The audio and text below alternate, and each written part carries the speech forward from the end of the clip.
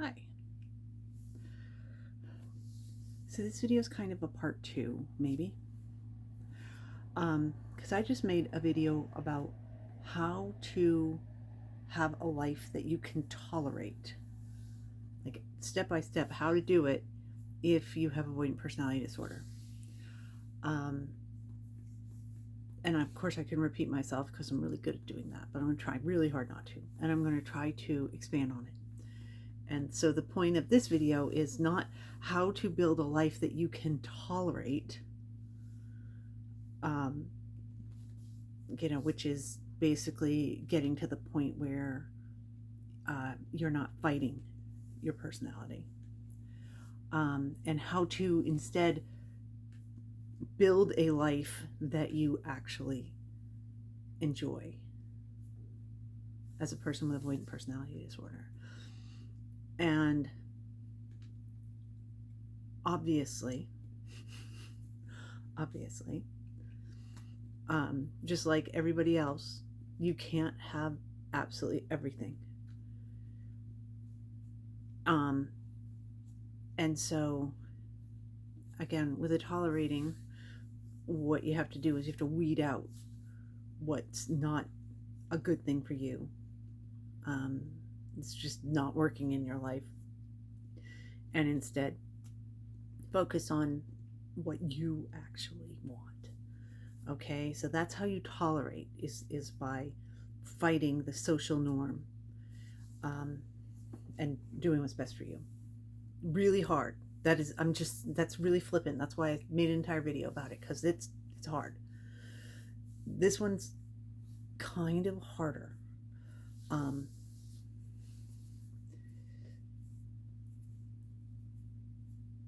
So, okay. And I'm like sitting here thinking I should break it down into multiple videos. No, I shouldn't. I'm just going to do this. The first step is, instead of just trying to figure out socially, like, what is good for you versus what your expectations may have been, thrown, crammed down your throat. There's that. But the other thing is really what you want in your life. And again, this is something that you really have to pay attention to, because what you want, is it really what you want, or is it what you've been told that you want? Is it something that you've been told that you are required to do? Have you been told that this is what it means to be a human being? Okay, whatever. I used to get, I swear to God, you're a mammal, and mammals procreate. So you really, because I didn't think I wanted a kid, until suddenly I did. And it was like, thankfully it wasn't too late. And also thankfully I'm female, because it's a lot easier for a woman to have a kid when she decides to have a kid than a man to, it's a little harder, a little more expensive. Find a surrogate, all that nifty stuff.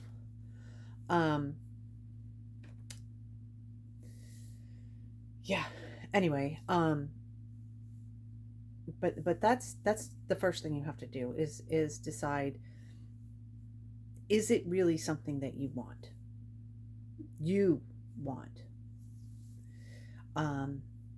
And it can't be everything, and you're going to say everything. So really trying to hone it down to the smallest possible amount of things. Because the thing is, you've got a long life, and let's say you want X thing, that means that right now you're going toward X thing. It doesn't mean that you're never ever going to get Y or Z or anything else. It just means that you're focusing now on this. And it is really hard to do multiple things at once. Multitasking, especially like in the macro, multitasking, really, really hard to do. It's really hard to, start a business, start a family, and go to college all at the same time. It's possible. People have done it. Usually something suffers. Um, so that's the thing, is to find out if you really want it. Um, and then again, I mean, one way of doing it is just make a giant list. This is a like a wish list, bucket list. I want to win the lottery. I want to in invent a new plant. I mean, really, you can put anything you want in your list and then hone it down to the things that you really want. And the second thing is, um, I'm not, my, the tip of my tongue is practicality. That's not it.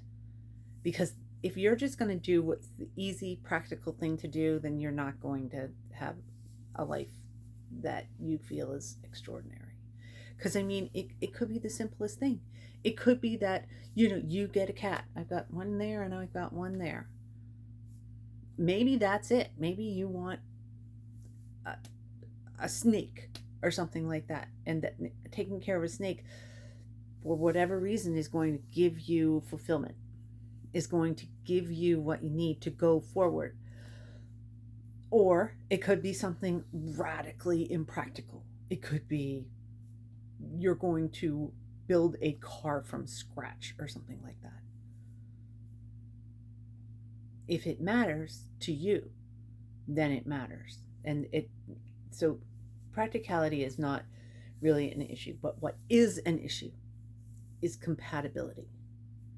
You might have a pie in the sky dream of becoming, like, winning an Oscar. Now, you might actually really be a good actor, fact, but being around people, unfortunately, you have avoidant personality disorder and you're introverted, and acting in front of people,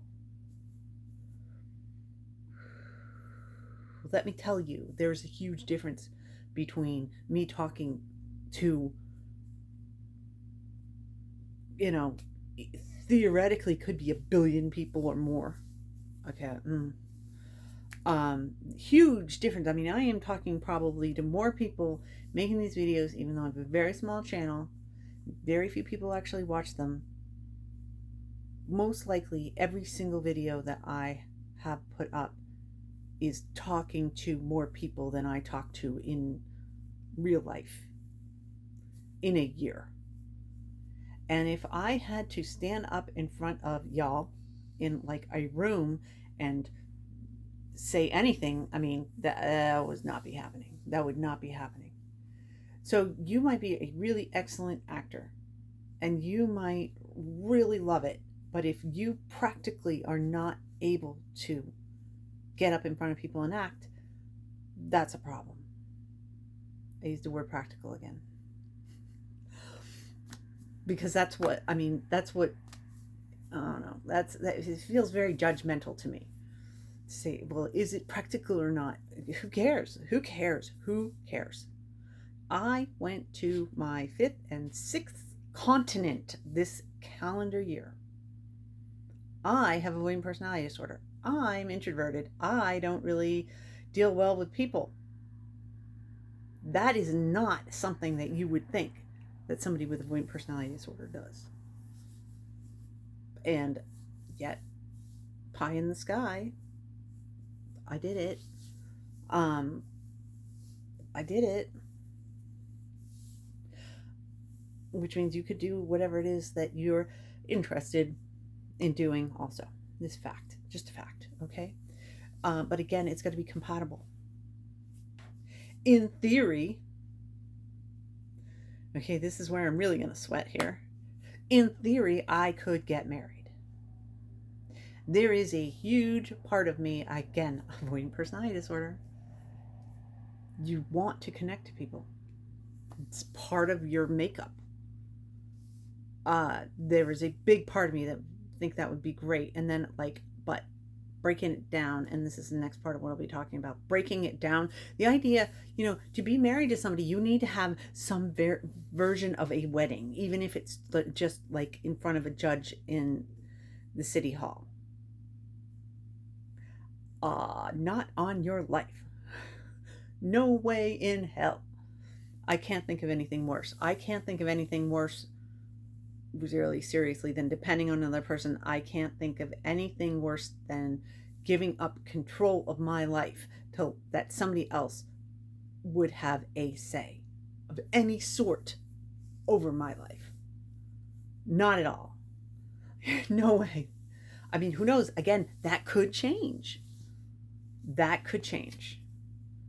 But still at this point, oh hell no, nobody's going to tell me what to do. Nobody's going to be able to crack the whip and make chaos happen in my life because I'm not going along with what they want to do, which is part of what happens when you become married. You have to compromise. And sometimes, if you're a poor, judge of character, hi, really bad judge of character, if you're a poor judge of character, then there is a very good chance that you're going to trust somebody that you really shouldn't, who is going to turn around and stab you in the back. Avoidant personality disorder. Again, it's a protective thing. It keeps you from getting into that type of situation. Great. Fabulous. I would totally rather be by myself than be married to somebody who, the thing is, I know this is a flaw in me. And I mean, it's not like I'm going, oh, I have avoidant personality disorder. I have this problem. I am very aware. That I trust the wrong people, that I'm very naive about people, and that they can totally take advantage of me. And you know what? Because I know that about myself, even if I found the most perfect person in the world, in the back of my head, I would be not trusting myself. I would be thinking I made an error and I'm just missing something. And at some point, the truth is going to hit the fan. And then my life will be tipped upside down in some way by this person. That it won't matter how kind they are. As a matter of fact, whatever kindness that they give to me, I'm going to see the opposite, and I'm going to be like, it's going to hit me. Somebody being nice to me is the same as if somebody is being abusive to me, because that's how I grew up. It was pure chaos. And I would see people, like, especially my mother, people think that she was like an absolute, the most perfect angel, loveliest person, so supportive of everybody. And then, the entire world gaslit me that she's so great and what's wrong with me? Why didn't I like her? Except my oldest friend who knew her and saw her, and he'd be like, I would see the rages that she would go into, and it was terrifying. It was some of the scariest things I've ever lived through in my life. The way that she went after me and my sister, and also was seriously one of the most supportive people in his life ever. And he's like, how can somebody have such radical difference in their life? Guess what? Because she could be kind to other people because she was being rotten to me. And guess what? I have a work situation with somebody right now that's doing the exact same thing, not to anywhere near the extent, but he's doing the exact same thing, is tolerating people who shouldn't be tolerated, and biting her lip and biting her tongue, and not just going along with things and behaviors that really shouldn't be tolerated, and then knows that I have broad shoulders and I can take it, and unloads on me. I'm doing that now. I'm very aware of that now. And I'm like, okay, my job that I've been doing for quite a while, like 5 years or something. Every time I stop and think, okay, this person, there's always a lot of turnover. And there are people with really interesting personalities, just like everywhere else in the world. And I'm like, okay, would I want a different job? It's not the job that's the problem. It's the people. And the people come and go. And this is probably going to be a come and go situation. And Can I tolerate it? Yes. Thing is, I would tolerate it if I had any kind of like any kind of relationship. I would tolerate. Yeah, I would. I would. And I'd be really friggin' annoyed if somebody tried to force me to not just tolerate but actually participate. I'd be so friggin' pissed because I would want to do that and would not be able to do that. Okay, I've gone on this massive tangent just to explain um, in my personal case what I'm talking about, which is I know for a fact that relationships for now and probably forever, but for now, for sure, for me, incompatible with my life because I can't trust another person and I can't trust me. I can't trust myself. And therefore, this is not something as I could go out and uh, I mean, I know that sounds really friggin' arrogant and full of myself and stuff, but I could go out and find somebody that would probably end up being exactly what I'm talking about. There's lots of people who are very interested in abusing people, and that's why, like borderline and avoidant keep getting hooked up with each other. Is because borderline people are like, ooh, you're a good target. I'm gonna get you. Um, they know exactly what to do to get an avoidant person to hang out with them just long enough for them to be hooked, and then they know they're not going to go anywhere, and then they start their stuff. I know this, okay? Not compatible for me. For you, probably a different matter. I know people with avoidant personality disorder that are married. I know people who have gotten their diagnosis and gotten married after getting their diagnosis. Your situation could be that you do want a certain type of job, and I'm saying, okay, maybe being an Oscar winning actor. Hmm. But there are other types of, actually, and I was really, I drilled this into my son um, because he's autistic and he's like very much like overwhelmed by having so many um, like possibilities in the world and what's he going to do for a job and all this stuff. And I'd say, think of the jobs or the situation that you've been in. I'm sure I made a video about this already too. And what are the qualities of that job that you really liked? What were the aspects that you liked? What did you not like? And use that to break down, look for a job. I mean, you can actually just go ahead and search it. A job that will let me sit down for my entire workday or something like that. And it'll give you a list of all these jobs, and you can go through and go, nope, nope, nope, like race car driver, nope, I mean, you're sitting down, but nope, nope, nope, nope. Oh, but I don't know, random other job. Oh, that one actually maybe would be a fit for me. That's what you can do. And again, it's the same kind of thing.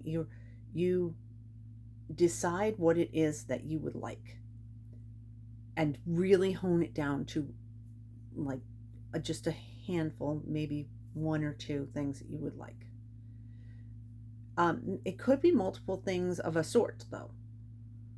I mean, you see these crazy videos that I put up. You see the type of hobbies that I do. I mean, it's the same kind of stuff. Um,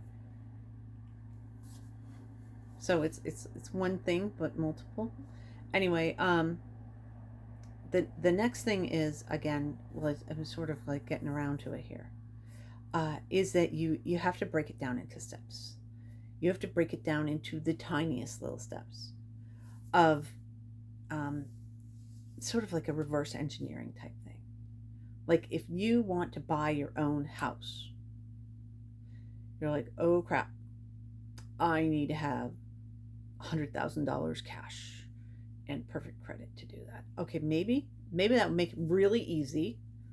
Um, Maybe not. Maybe there's other things. Maybe you can step back. Maybe you can, I mean, if you're going to buy a house, I highly recommend that you rent one first so you can see what all of the responsibilities are before you're stuck into it. But whatever. I mean, that's just what I would recommend. But I mean, that's the type of thing.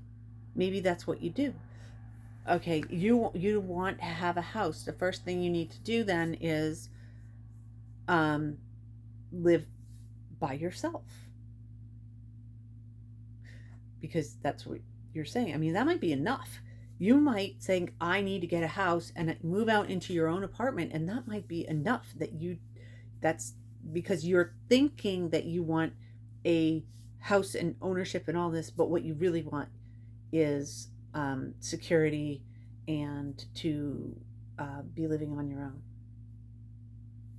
And it could be that you, like, for instance, again, I have cats and I rent. Um, so maybe I do want to have not just any place that I'm renting, but specific place where I can have a cat. Do you see what I mean? Um, that's what I mean by breaking it down. Breaking it down into little steps, and do this one step and then do the next step and then do the next step and then do the next step. And also, it's never going to be like a linear, this, you go from here to here and straight line. It's going to be sort of zigzaggy around, and pay attention as you're doing it, because again, you might have gone far enough that you don't need to continue toward the original final goal. And also, things might totally change. I mean, things do change, and that's okay. Oh, and that is actually the third thing. Um, and this is probably the hardest thing. I'm giving very practical advice that you probably heard a million times. You know, come up with a individual goal. Make sure that it's compatible with your life currently. If it's not, then put it on the list to do at a later time, or revisit at a later time. See if you could do it in another time, because you can't do it right now. And then break it down, like reverse engineer it, break it down to find out exactly what the smallest thing you could do. I mean, you might be able to do something in 5 minutes. 5 minutes, if you want a house, download Zillow so that you know, can look at houses every day to remind yourself that this is what you're trying to do. That might be the first thing. Literally take you a couple minutes to have uh, a new app on your phone to, um, again, to remind yourself that this is a goal that you are going to work toward, and it might take you 5-10 years, but you want to get there at some point. And the daily reminder that there is this thing in the back, that you're not just surviving, you're not just tolerating life, but you're going to thrive in the life that's best for you individually, because there's a way to get there. Okay, so those are the basic things. And probably if I said that, and you're probably, there's a big part of you that probably went, total cringe, like, oh no, oh no, because the last step, that's really, really, really, really hard. And this is sort of like not my lingo. This is I wish there was a better way of saying this, but bluntly, you need to give yourself permission to make that change, because a lot of people are have avoidant personality disorder, are so caught up in the unworthiness of it all, that you don't deserve to have anything. You you are, it's usually the type of bullying that causes it by their family member or whatever, is that your presence, for whatever reason, is so destructive that it's causing other people pain just by being alive. This is the type of crap that we have been, abused with to get to the point that you have the personality disorder. So for a lot of people with avoidant personality disorder, it is so difficult to do something that you want to do. It is so difficult to change your mind, including, you know, recognizing that you have a goal that you would like to make and keep in your life. That there's something that you want. Just recognizing that, going from, you know, no, I have nothing, to I could have this thing if I wanted, if I work really hard and keep at it. Eventually, I can get these things. Um, and then there will be a big part of you that's going to be like, oh, who the heck do you think you are? Who told you you can do these things? And it's so hard to push against that. It's so hard to, you know, have any sort of autonomy. And so you've got to push against all these, you know, negative thoughts that have been implanted into you. And you have to also push against the avoidant sort of stuckness. And again, that's why the little teeny steps can help a lot. You know, if, like, for instance, I travel a lot, but relatively speaking. Um, so what I'll just do is, my first step constantly is my little stash. I have a sort of travel slush fund that's going constantly. It's automatic. It's basically daily. I put something away into it so that I can afford these trips. And it's just, again, it's just automatic. Now, for me, doing things automatically like that is just how I can do things. If I do things automatically, I do them. If I have to stop and think about them, I don't. So I just do them automatically. So that's my first thing. My first thing is just automatically, constantly putting a little aside, literally every day, into my travel fund. The next thing is sort of recognizing if I'm sort of feeling down and stressed. I'm like, okay, if I'm feeling down and stressed, then this is the trick. So far, it's worked. Being able to travel. I mean, it freaks me out because what happens if I don't have the money? I got to find something else. Anyway, I'll deal with that when I have to deal with that. But if I'm really getting stressed, that's then my next step. My next step is just acknowledge it. And again, it's almost gotten to the point where it's automatic, that as soon as I recognize it, that, well, I just look at the prices of flights and things. I love Skyscanner. Skyscanner, you can put in for like the month of May, show me prices anywhere. And literally that's, I mean, half of what I do is I like to get deals on my trips. So that's what I'll do. I'll suddenly, that's how I went to Morocco. That's how I went to Africa. I was like, what? $600 to get to Africa and back? Sign me up right now. That's what I did. That's how I do it. My latest trip, well, actually, there's one that's a kind of a gift that I'm going on next month, but the one after that, I'm going on another trip in January, and it was literally a Black Friday sale. And I went, oh, this is a really good deal. And you know what? I am very stressed. Like I said, I have an issue with one of my supervisors at work, who actually got talked to about it. And I saw a night and day difference for about 2 days. And it's slipping again. So I think I'm just going to have to make sure that everything's documented and reported, and it's not going to come from me. It's going to come from other people. I'm not even going to have to deal with it. At some point, it's going to be dealt with. Anyway, but I have been really stressed, and I'm like, okay,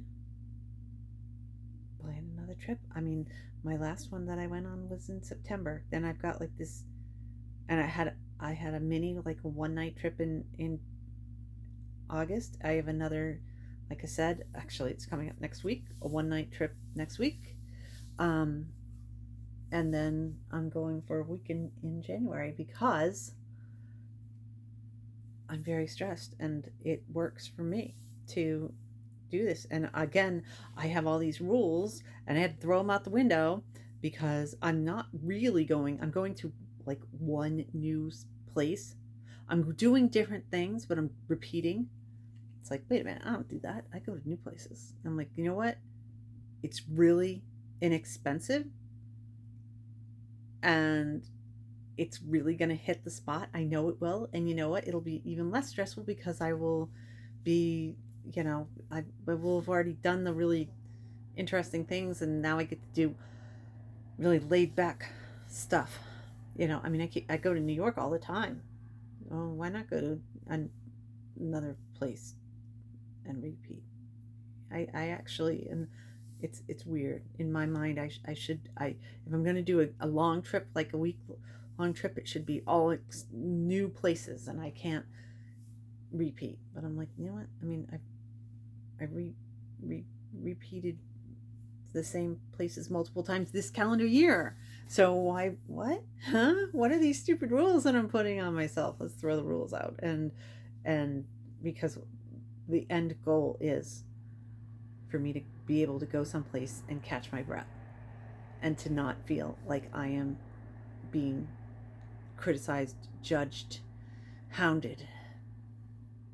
I mean, I will be, because people are going to want to get my money from me, but that's a different type of hounding. And I'll be able to go and shut the door and not deal with anybody if I want. If I want, I can just sit and watch TV or something. I don't even have a TV in my own house. Anyway, enough of that. Yeah, that's what you do. You have a limited number of goals. You make sure they're compatible with your life. Don't do something like, I'm going to say don't run a marathon. You know what? I'd run a half marathon. I could run a marathon if I wanted. I would hate it. That's not compatible with me. I would hate it. It would be so boring. I would hate it. So no, that would be a nice little tick to, but I wouldn't get, it would just be like something to say yes, let me add this to my resume. I ran a marathon. That's all it would be. It would, yeah. When I was doing the training for the half marathon, I really needed it. It was great. Now it would just be a huge waste of time. No. Because I've changed. Do you know what I mean? So that's not an impossibility. That's an incompatibility for me. It might be exactly what you need. Yeah. Then, so pick what you want, make sure it's compatible, break it down into little teeny tiny steps. If you can make your little tiny steps so automatic that they don't even feel like steps, that's even better, because then when you do the next step, it's not like, oh, I'm doing multiple things for this thing. It feels like you're doing the first one over again, and the first is actually usually like it's the lowest. It doesn't, no big deal. You know what I mean? Booking a trip is a lot, less stress. It gives me a commitment, but it's still a lot less stress than like actually getting on a plane. You know, it's not like I'm booking and then immediately going on to the next step. The next step comes later. It's the same thing. Um, and then eventually you'll be able to do the things that are going to actually work for you in your life. Um, as impossibly stuck as you may seem right now, and it's as impossibly, I can't do anything for myself. Um, it's not. It's not true. It is the avoidant personality disorder that is making you feel like you're unworthy of doing something like that. So again, you break it down into the tiniest little teeny tiny steps, and then you can like slide past the avoidance. You can slide past that idea that you can't do it, because you know what? You can do like one little thing. You can like, okay, you, yeah, all right. You can't go to X city. You can't. All right, but you can look at pictures of it. That could be the first step. You know what I mean? That's how you do it. And eventually you will get to the point where you can do something that, again, you're not just existing. You're not just tolerating your life. You're actually like thriving in that part of your life. And you can repeat it. You can capture that and keep it going and repeat it and do something else that will continue to make your life yours. Anyway, I have rambled for so long. I'll talk to you next week.